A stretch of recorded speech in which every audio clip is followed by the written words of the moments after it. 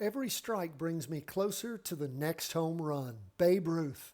You know, Babe Ruth's record held for decades, and then, of course, Hank Aaron broke it.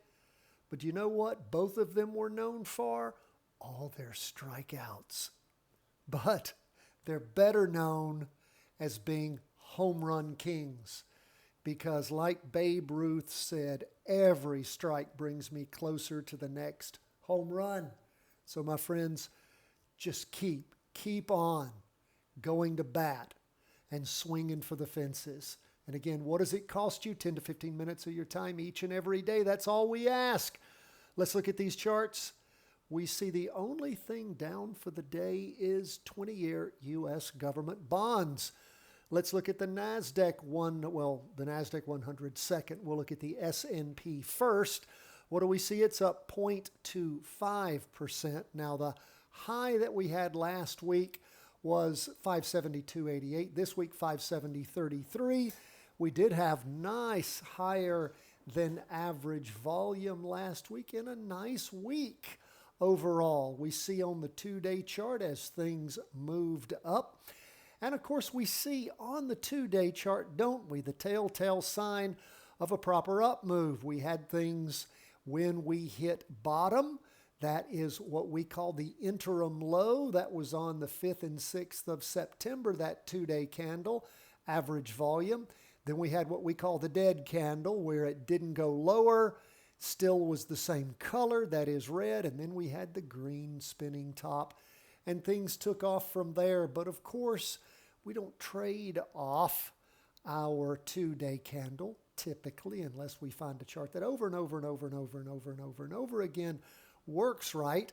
Then we might do a single trade chart. I usually do that, and I've done it before for about 2.5, 3 years, maybe 5 years ago or so. I know it was several years into the show. We had a single trading chart on the half day. Actually, it was the 4-hour chart back then, and for gold, and it worked and it worked and it worked until it stopped and really hasn't kicked back up again. But as far as where we are on this, we are reaching higher highs on this 2-day chart. Well, I say we are. We had the Thursday, Friday. The Monday hasn't yet. And of course, we look at the weekly chart. It has not yet, but the candle's moving up. And of course, we're going in the right direction. Not a whole lot of volume to write home about at this point, but it is only Monday. And again, charts are only up 0.25%. How high can it go? My friends, it's an election year. I keep telling you, don't put anything past anyone in an election year. Now, here's what I find interesting about the NASDAQ 100. And in fact, what I might do is this: bring down to right here. There we go. Our prior, we're going to top it off just right where things peaked before. Let's get it in the right spot. There we go. And as we look at it, we have had price going in the third time now, hitting up here. Are we going to keep going up this week? Could this possibly be a top for us? It's possible it could be a top. We've hit it 3 times now on a weekly chart, so we'll see. If indeed the rest of the week things roll over and start heading down, that might be a telltale sign for us. It might just blow through. I don't know what anything's doing because we don't have volume helping us along with the Heiken Ashi candlesticks.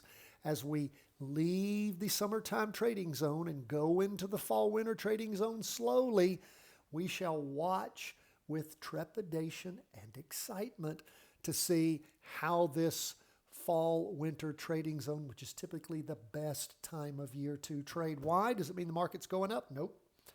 It means that we have more volume in the market and that on the whole, we can see easier patterns and more volume and more structure in the market, which is what I'm hoping for. Keeping in mind, it's an election year. So we see the NASDAQ is up only 0.12%. Not a lot of volume. Didn't have average volume last week. We had it the week before where we had a red spinning top. Don't really know what that means. Again, sloppy charts. we don't trade them. So we're waiting, watching, and seeing where things are going. Now, look at this. This is interesting. We have an interim high on bonds, don't we? We have higher than average volume, don't we? And we have a red candle breaking through the trend line as we start this week. It was led by the Friday candle. You can see where Thursday morning things really punched through strong on the half-day chart, punched through the weekly trend line. And again, we're starting this week off. We may very well be going short bonds. Now, when you say, Tom, going short bonds, do I have to know how to practice trade puts? Well, you could if you're a Patreon member. First thing you get when you sign up at any of the 3 levels of support is we send you the 3-part series, Options Made Simple, the Charting Wealth Way, but you don't have to do that. If you don't care about learning how to trade options, you know what you could try? You could try something called Tango, Bravo, Foxtrot, TBF. What is that? That's the ProShares single short. It's going up as bonds are going down. Isn't that amazing? And look, it only costs $22 and 16 cents? It only costs that per share, which again, if you wanted to, once you've gotten good and all, and you wanted to maybe buy a share, you could practice trade a share, or maybe 5 shares, 4 shares. Then you could spend $100. And then if you lost as much as 20%, which would have to be horrible to do that, the most you'd lose is $20. That's what we call fractional trading. I'll put that training at the end of today's video for everyone. But not telling you to do that, telling you to consider that once you think you've gotten really good at paper trading, then you can really check on yourself and see how good you are. Something to think about, but that may be happening toward the end of this week. We'll keep an eye on things. Who knows? Could turn right around and slam through the roof. But right now, we are keeping that option open. What about gold? Gold up 0.19%. Check out gold's high last week, 242.63.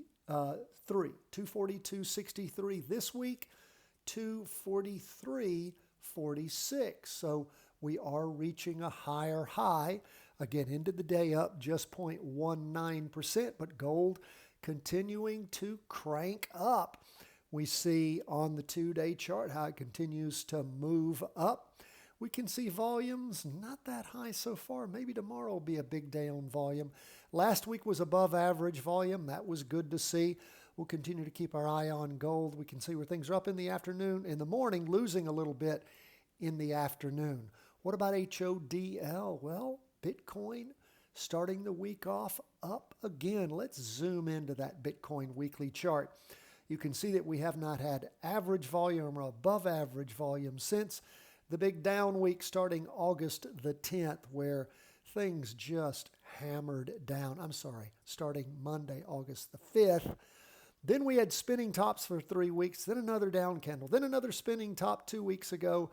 And I guess technically, because it does have a little bit of a down, you could call that a spinning top. Pretty much a green up candle with a wick on top.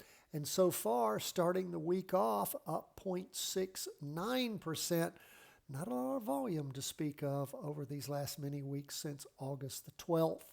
Hopefully, again, we'll watch things as they reset and we'll get some kind of signal as to something really happening. Now, let me just show you briefly where we are on the Bitcoin 24-hour-a-day chart.